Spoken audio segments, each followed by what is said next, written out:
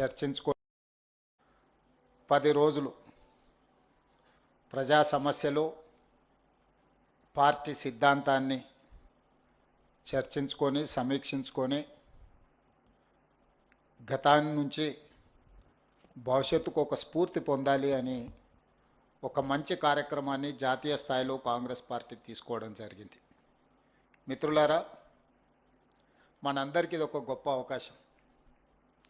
ఈరోజు రాష్ట్రంలో కానీ దేశంలో కానీ కాంగ్రెస్ పార్టీతో పోటీ పడుతున్న ఏ రాజకీయ పార్టీ కూడా స్వతంత్రానికంటే ముందు పుట్టలేదు.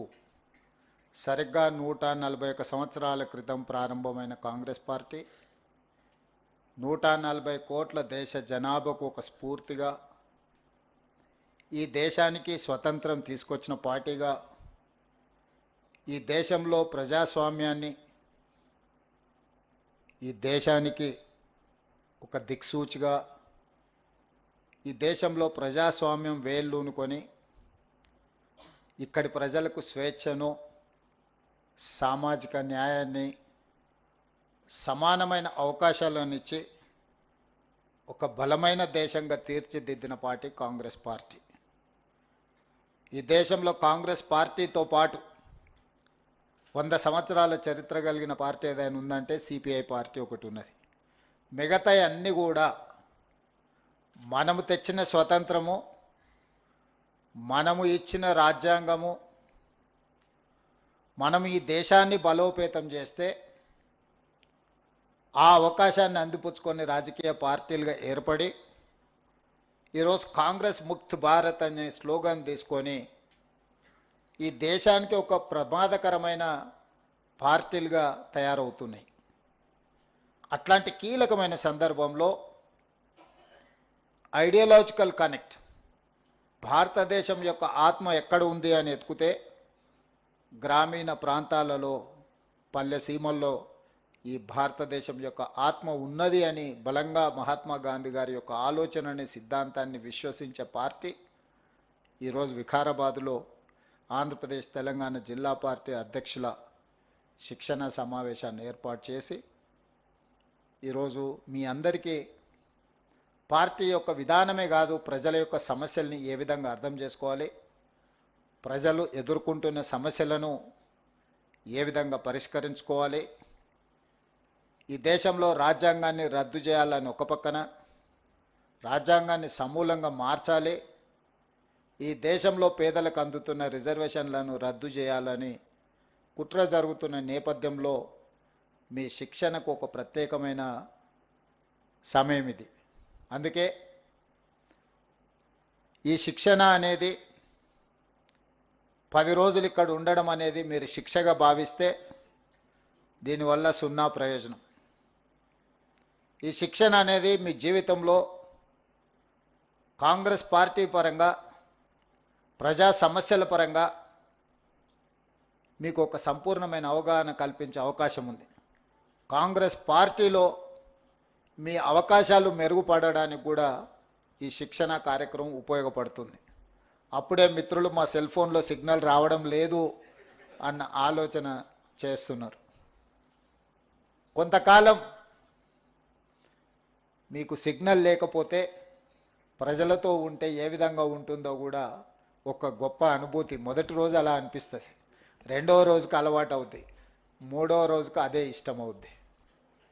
కాబట్టి మీరందరూ, మనమందరం, ఈ వేదిక మీద ఉన్నోళ్ళు ఎవరైనా, ఎవరికి వారసత్వంగా హోదాలు రాలేదు, వారసత్వంగా హోదా రావడానికి అవకాశం ఉన్న వైఎస్ షర్మిల గారి వేదిక మీద ఉన్నారు, కానీ వారసత్వంగా వారేది తీసుకోలే. మీరు ఒక్కసారి ఆలోచన చేయండి. మోతీలాల్ నెహ్రూ గారు 1000 కోట్ల రూపాయల ఆస్తులను దేశానికి, జాతికి అంకితం చేశారు. పండిట్ జవహర్లాల్ నెహ్రూ గారు దేశ స్వతంత్ర పోరాటంలో 10 సంవత్సరాలు జైలు శిక్ష అనుభవించారు. శ్రీమతి ఇందిరాగాంధీ గారు ఉక్కు మహిళగా రాణించడమే కాకుండా ఈ దేశం కోసం ప్రాణాలనిచ్చి చివరి రక్తపు బొట్టు వరకు దారం పోసారు. వారి వారసత్వం నుంచి వచ్చిన రాజీవ్ గాంధీ గారు ఈ దేశ సమగ్రత కోసం ప్రాణాలు ఇచ్చారు. వారి ఆశయాన్ని కొనసాగించాలని శ్రీమతి సోనియా గాంధీ గారు పడ్డ శ్రమ ఇద్దరు చిన్న పిల్లల్ని ఒళ్ళో పెట్టుకొని ఈ దేశం కోసం వారు సర్వం త్యాగం చేసి ఈ దేశానికి నాయకత్వ సమస్య వచ్చినప్పుడు కాంగ్రెస్ పార్టీకి దేశ నాయకత్వానికి అండగా నిలబడి ఒక మంచి నాయకత్వాన్ని సోనియా గాంధీ గారు అందించారు. ఇంతమంది వారసత్వంగా మహాత్మా గాంధీ గారు 30 సంవత్సరాలు బ్రిటిషర్స్ మీద పోరాటం చేసి స్వతంత్రం సాధిస్తే బ్రిటిషర్స్ కూడా మహాత్మా గాంధీ గారి మీద లాఠీ ఎత్తడానికి భయపడ్డారు. కానీ స్వతంత్రం వచ్చిన కొద్ది నెలల్లోనే భారతీయులమని చెప్పుకునే రాజకీయ పార్టీలు తూటాలతో మహాత్మా గాంధీ గారిని నేలకొరగదీసిండ్రు. అంటే బ్రిటిషర్స్ కూడా ధైర్యం చేయలేదు మహాత్మా గాంధీ గారిని టచ్ చేయడానికి. కానీ భారతీయ జనతా పార్టీ వారసత్వం ఉన్న వాళ్ళు మహాత్మా గాంధీ ప్రాణాలనే బలిగొన్నారు. మహాత్మా గాంధీ గారి దేశం కోసం ప్రాణాలు ఇచ్చారు. ఇందిరాగాంధీ గారి దేశం కోసం ప్రాణాలు ఇచ్చారు. రాజీవ్ గాంధీ గారి దేశం కోసం ప్రాణాలు ఇచ్చారు. ఈ లెక్కన ఈ వారసత్వంతోనే రాహుల్ గాంధీ గారు కూర్చున్న ఇంట్లో ఈ దేశానికి ప్రధానమంత్రి కావాలి. కష్టమనేది తెలియకుండానే ఈ తరంలో వారు ప్రధానమంత్రి కావాలి.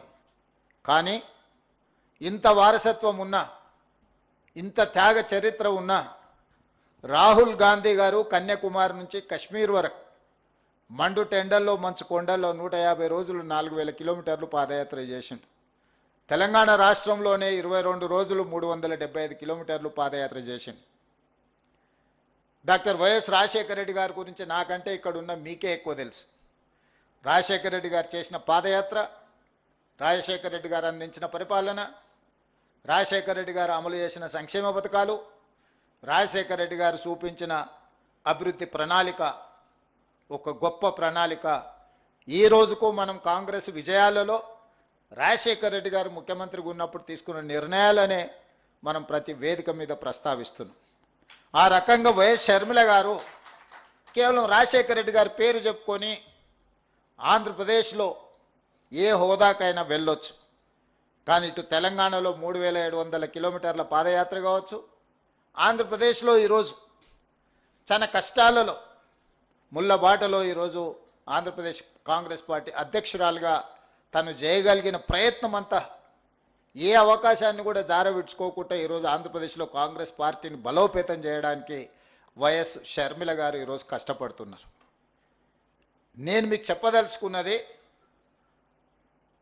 వారసత్వం ఉండి త్యాగాల పునాదులున్న రాజీవ్ గాంధీ గారు క్షేత్రస్థాయిలలో, తండాలలో, గూడాలలో, మారుమూల పల్లెల్లో పేదవాడు తలుపు తట్టి పేదవాడి గుండెకు చేరాలన్న ప్రయత్నము వైఎస్ షర్మిల గారు కూడా ప్రజల దగ్గరికి వెళ్ళి ప్రజల మన్ననలు పొంది ఈరోజు రాజకీయాలలో రాణించాలని చేస్తున్న ప్రయత్నము జిల్లా పార్టీ అధ్యక్షులుగా మీకు అందరికీ ఒక స్ఫూర్తినివ్వాలి అని నేను భావిస్తున్నా.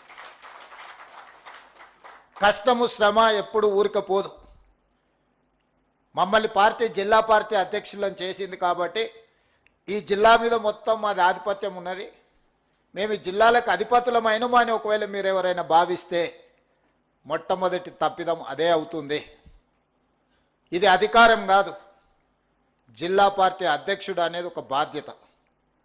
ఈ బాధ్యత అనేది కుటుంబ పెద్దలాంటి బాధ్యత.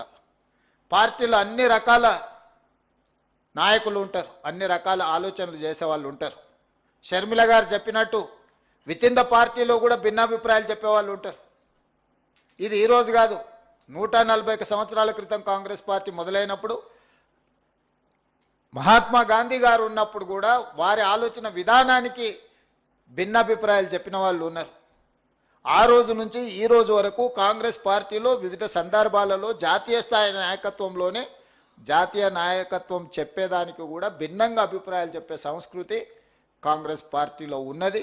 ఇది ప్రజాస్వామ్య స్ఫూర్తిగానే తీసుకోవాలి తప్ప మనల్ని ఏదో వ్యతిరేకిస్తుండ్రు లేకపోతే మనల్ని కాదంటున్నారు కాబట్టి ఇక వాళ్ళని అణిచివేయాలి, వాళ్ళని ఉండకుండా చూడాలి, వాళ్ళని పార్టీలో నుంచి బయటికి తరమాలి అనే ఆలోచన మీరు ఏదైనా చేస్తే మీరు పార్టీకి మేలు చేసేదానికంటే కీడు చేసేది ఎక్కువ అవుతుంది. మీకు అందరికీ తెలుసు, నేను పిసిసి అధ్యక్షుడు అయినప్పుడు కూడా పరిస్థితులు ప్రతి నాయకుడి ఇంటికి వెళ్ళిన ప్రతి వాళ్ళని కలిసిన. పార్టీ సంక్లిష్టమైన పరిస్థితులను ఎదుర్కొంటుంది. మీకంటే వయసులో అనుభవంలో చిన్నవాడినే అయి ఉండొచ్చు, కానీ పార్టీ నాకు ఒక అవకాశం ఇచ్చింది. మీరందరూ సహకరించండి, అందరం కలిసి కొట్లాడితే తప్పకుండా మనకు మంచి రోజులు వస్తాయి అని చెప్పి ప్రతి నాయకుడి ఇంటికి వెళ్ళి కలిసిన. వాళ్ళందరూ వీలైనంత మేరకు నేను వెళ్ళి కలిసిన తర్వాత వాళ్ళందరూ కూడా పర్వాలేదు, మన దగ్గరికి అయితే వచ్చిండు కదా, తను చెప్పే ఆలోచన పార్టీకి ప్రయోజనం చేకూరుస్తుంది కదా, మనందరం కలిసి పనిచేస్తే అందరికీ భవిష్యత్తు ఉంటుంది కదా, మనం 5-10 మంది నాయకులం పోటీ పడ్డోళ్ళము పోట్లాడుకుంటే లక్షలాది మంది కార్యకర్తలు పార్టీని నమ్ముకున్న వాళ్ళకి అన్యాయం జరుగుతుంది కదా అని అందరూ పెద్ద మనసు చేసుకొని ముందుకు వస్తే సరిగ్గా 2.5 సంవత్సరాలలో మనం కాంగ్రెస్ పార్టీని 2.5% ఓట్ల నుంచి 40% ఓట్లకు తీసుకెళ్లగలిగినాము. మిత్రుడు వంశీచంద్రెడ్డి గారు చెప్పినట్టు గ్రామ కమిటీలు, మండల కమిటీలు, జిల్లా కమిటీలు, రాష్ట్ర కమిటీలను వేసుకునే ముందు డిజిటల్ మెంబర్షిప్, అంతకుముందు మెంబర్షిప్ బుక్లు ఇస్తే ఊర్లో కూర్చొని ఒక నాయకుడు ఆ ఊర్లో తెలిసిన వాళ్ళందరూ మనకు కావాల్సిన వాళ్ళందరి పేర్లు రాసి మెంబర్షిప్లు ఇచ్చేది. అట్లా కాదు, డిజిటల్ మెంబర్షిప్ చేయాలని ఏఐసిసి ఆదేశించినప్పుడు పద్ధతి ప్రకారంగా ప్రతి ఇంటికి వెళ్ళి ఒక యాప్ క్రియేట్ చేసి ప్రతి మనిషిని కలవండి, చేరతామన్న వాళ్ళనే పార్టీలో చేరించుకోండి అని చెబితే గ్రామ స్థాయి, మండల స్థాయి, జిల్లా స్థాయి నాయకత్వం అంతా ప్రతి నియోజకవర్గానికి ఒక సమన్వయకర్త అనేసి మనం పంపించి 119 నియోజకవర్గాలలో ఒక క్రమ పద్ధతిలో మెంబర్షిప్ చేస్తే 42 లక్షల మెంబర్షిప్లు మనకు అయినాయి. సరిగ్గా 60 రోజుల్లో 42 లక్షల మందిని పార్టీలో డిజిటల్ మెంబర్షిప్ చేసినాము. ఢిల్లీకి అనుమానం వచ్చింది, వీళ్ళు ఊరికే ఏదైనా ఈ వివరాలు సేకరించినామని. దాంట్లో ఇంటి పేరు, సొంత పేరు, ఊరు పేరుతో పాటు వాళ్ళ మొబైల్ నెంబర్ కూడా, అందులో మొబైల్ నెంబర్తో పాటు ఓటీపీ వస్తే ఆ ఓటీపీని మళ్ళీ ఎంటర్ చేస్తేనే ఆ డిజిటల్ మెంబర్షిప్ ఆమోదించేటట్టు మనం యాప్ తయారు చేసినాం. ర్యాండమ్గా కొన్ని వేల ఫోన్లకు మన వాళ్ళు ఏఐసిసి నుంచి క్రాస్ చెక్ చేసిండ్రు, ఈ నెంబర్ సభ్యత్వం ఏమైనా బోగస్ ఉందా లేకపోతే నిజమేనా అని. 100% పర్ఫెక్ట్ మెంబర్షిప్ వచ్చింది. అత్యధికంగా చేసిన వాళ్ళకు, ఏ గ్రామంలో అత్యధికంగా చేసిండ్రో ఆ గ్రామాల మెంబర్షిప్ చేసిన